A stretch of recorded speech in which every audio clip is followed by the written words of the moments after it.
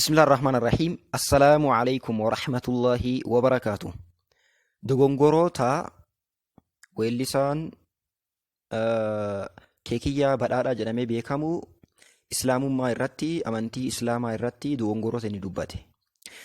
Dogongoroota inshaallah inni amantii islaamaa irratti kaase kana kallattii arrabaatiin osoo hin ta'in kallattii beekumsaatiin loojikii fayyadamnee inshaallah beekumsaan wal morminaa viidiyoo kana laayik godhaa namoota biroo biras akka gahu akkasumas innis dhugaa kana dhaggeeffateetiin akka hubatuu fi viidiyoo kana sheer godhaatiin iddoo maraan gaha isiniin jedha. Tana maqaa rabbiitiin isin gaafadha. Ittaansuudhaan ijoollee muslimaa hundaan wanti jedhuu barbaadu nama tokko ka amantii islaamaa arrabse, ka amantii islaamaa irratti waan hin barbaachifne jedhe, kan amantii islaamaa irratti dogongora dubbate hin arrabsinaa. Nama arrabsuuni aadaa kennaa miti, safuu kennaa miti, barsiisa amantii kennaa keessa hin jiru. Amantiin islaamaa kan jedhu nama dogongore tokko beekumsaan ragaadhaan deebisi jedha malee arrabsiin jedhu. Nama arrabsuun bu'aan fidu. Kanaaf nama hin arrabsinaa, gurbaa kana hin arrabsinaatiin dandeettan beekumsaan mormaa, dadhabdan ammoo dhiisaa. Namni beeku haa mormu malee nama hin arrabsinaa. Inshaallah barreeffama keekiyyaan fuula feesbuukii isaa irratti barreesse irraa inshaallah yaada isaa mormaa deemna. Jalqabatti maal jedhee ka'ee wanti inni jalqaba barreeffama kana barreessee fi weellisaa Taajuddiin namni jedhamu tokko dhiyoo kana haadha manaa isaa ajjeesee ture. Sababa kanaan wal qabatee jechoota barbaachisoo hin taane tokkiin dubbatee ture keekiyyaan. Inshaallah jechoota inni dubbate kan hin ilaallaa. Maal jedhaa? Ilmaan obbolaa lama wal fuudhuu fi heerumuu, ilmaan adaadaa wal fuudhuu fi wal heerumuutu rakkoo wal ajjeesuu kana fide. Wantoota rakkoo fidan keessaa jedhe wanti kun. Amma naa hubadhaa. Loojikiin inni fayyadame jalqaba irratti takkatti malafaa ka'een loojikii du'aa fayyadame. Waan illoojik ta'e tokko, waan hin malle tokko malsiisuuf deema. Gara miiniinaan jedha wanti kuni. Rakkoo wal ajjeesuu isaanii ka ta'e rakkoo isaan lamaan jidduu jiru malee dhimma namni tokko ilma mucaa yookaan mucattiin durbii oliif ta'an wal fuudhu, adaadaa ijoollee adaadaa isaa fuudhu yookaan ijoolleen abbeeraa wal fuudhu kun rakkoo hin finne. Ka rakkoo fide maaliidha? Rakkoo isaan jidduu lamaan jiru. Weellisaa Taajuddiin haadha manaa isaatii fi rakkoo isa jidduu jirutu rakkoo kana fide malee dhimma namni tokko durbii isaa fuudhu yookaan ijoollee adaadaa isaa fuudhu, ijoollee abbeeraa isaa fuudhu dhimmi kanaa rakkoo kana hin finne. Mee fakkeenya loojikii tokko mee gaafii tokko sinaa gaafadhu. Innis maalidha? Fakkeenya namni tokko Oromoodha. Badii tokko balleesse haa jennu. Badii ka balleesseef namni kun waan Oromoo ta'eef moo wayis nama badii waan ta'eefi? Loojikii amma keekiyyaan fayyadame irratti yoo deemne waan Oromoo ta'eef jecha nama badii balleessu ta'ee jedhamee konkuluuziniin kennama yookaan madamdamiyaan kennama. Garuu ammoo dhugaan maaliidha? Sababni namni kun rakkoo raawwateef waan innummaan mataan isaa nama rakkoo qabu ta'eef malee waan Oromoo ta'eefi miti jechuudha. Kanaafi rakkoo ka fide ilmaan durbii wal fuudhu, ilmaan adaadaa wal fuudhu osoo hin ta'in ka rakkoo fide maalidha? Rakkoo isaan lamaan jidduu jiruudha. Weellisaan Taajuddiinii fi haati manaa isaa rakkoo jara lamaan jidduu jirutu rakkoo fide malee rakkoo amantiin islaamaa barsiisee miti jechuu. Tokkoffaan kana. Ittaansuudhaan dogongorri lammaffaan kan keekiyyaan islaamummaa irratti dubbate maalidha? Sirnii fi ilaalchi gama amantii islaamaatiin araboota irraa gara keenya dhufan firaa fi obbolaan akka wal fuudhan godha jedhe. Jechaan jara sararee kana ilaala. Amantii islaamaatiin araboota irraa gara keenya dhufan.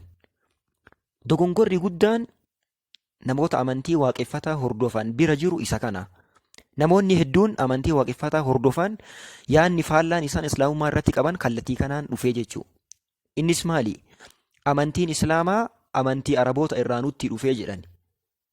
Kuni dogongora yaa uummata keenya. Maa jennaan Rabbiin subhaanahu wa ta'aalaa qajeeluma ummataatiif jecha Nabi Muhammad isaan Arabaa haa ta'an malee garuu wanti isaan qabatanii dhufan waan Rabbiin biraa ta'e, waan uumaa samiif dachii biraa ta'e qabatanii nutti dhufanii jechuudha nabiyyiin keenya sallallahu alaihi wasallam.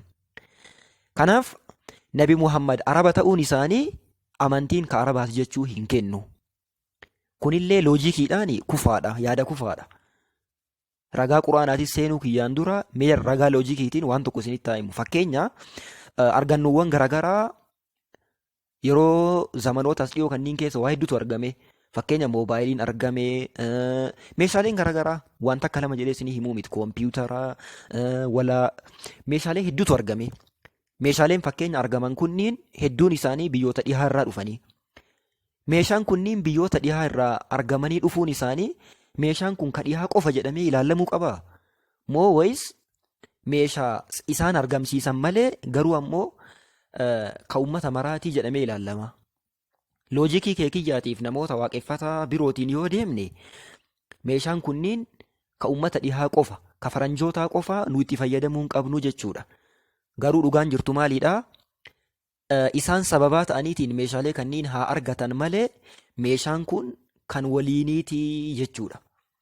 Akkasuma amantiin Islaamaallee Rabbiin Nabi Muhammadin sallallahu alaihi wasallam sababaa godheetiin haa ergu malee, Araba irraa isaan haa ergu malee garuu amantiin Islaamaa kan addunyaa maraatii jechuudha. Kana Rabbii yoo Qur'aanaan dubbatu maal jedhaa? Tanziilan mimman khalaqa al-arda was-samaawaati al-culaa. Qur'aanni kan buufame jedha, kan dhufe Rabbii samii dachii uume, Rabbii asii ol jiru, Rabbii kana biraa buufamee jedha. Munazzalun min cindillah, Allaahi biraa buufamaadha. Akkasuma Rabbiin Qur'aana keessatti iddoolee hedduutti akka Qur'aanni kun isa biraa buufame nutti hima. Kanaaf suuraa Baqaraa jalqaba irratti Rabbiin maal nuun jedhaa? Alif laam miim dhaalika alkitaabu laa rayba fiihi. Kitaabni kuni Rabbiin biraa buufamuu isaa keessa shakkiin hin jiru jedha.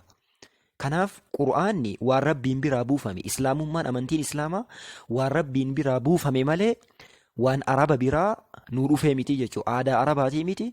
Arabni gahee takkallee keessaan qabanii.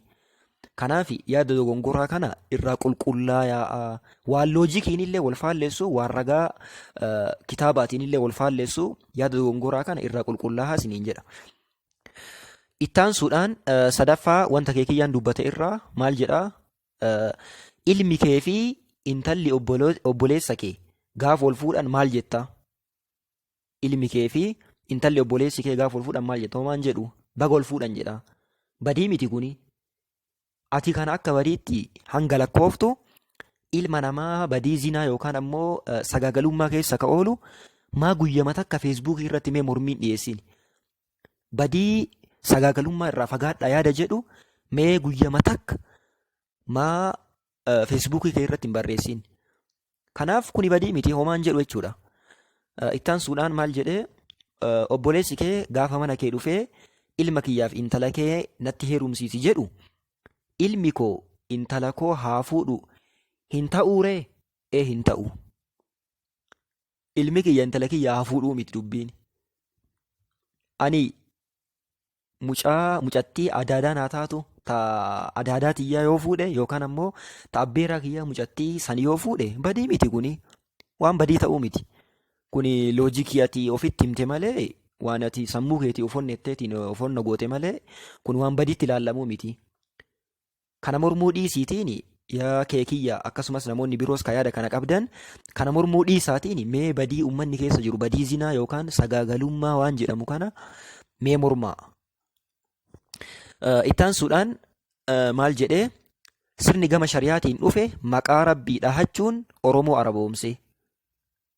Kunis yaada dogongoraa kan yaada duraa deebii itti kenneen wal fakkaatudha. Oromooni hin araboomne hin rabboome malee jecha kana hubadhaa. Oromoon hin araboomne ni rabboome. Kana jechuun maal jechuu?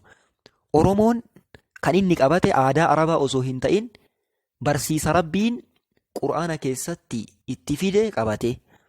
Kanaaf Oromoon ni rabboome. karaa rabbii qabate malee Oromoon musliimaa jechuudha. Karaa rabbii qabate malee hin araboomne aadaa arabaatii miti kan itti fe'ame. Kanaaf jecha san akkasiin sirreeffadhaa. Deebii dura kenneen achi keessatti ni dhumataa jechuullee. Ittaansuudhaan gara gadaanuutti maal jedhee cabiinsi keenya gama amantiitiin dhufe. Cabiinsi keenya gama amantiitiin dhufe immoo inaaffaa dhukkuba hamaadhaan nu dhaale. Amantiin rakkoo takkas nutti hin finne.